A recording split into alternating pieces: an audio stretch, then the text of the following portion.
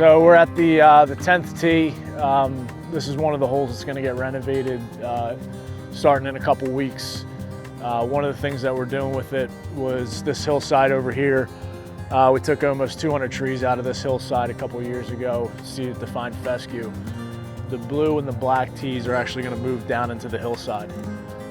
And it's going to change, obviously change the angle of the hole, but just give it a little bit more of a dramatic tee shot. And also the angle of the hole right now, with the fairway sloping right to left, it's really not a good angle.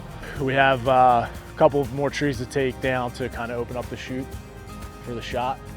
And then Jaeger's going to do some bunkering on the left side to give you that dramatic tee shot, and then also down the fairway to catch any balls that run off the hill. And then the rest of those trees down there, we're going to get thinned out pretty good.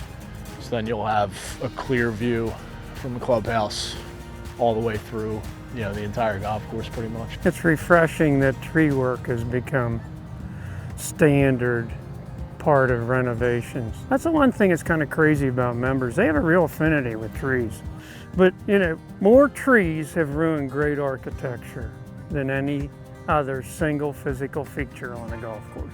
So what happens is, you know, there's an enormous pushback in the 60s to plant trees. Arbor Day, go plant trees, you know. So, and they planted copious amounts of trees on golf courses, but they were little, you know, and they weren't a big deal. Then all of a sudden they just kept growing and growing and growing, and then all of a sudden the holes got narrow and more narrow because the canopies started to grow over.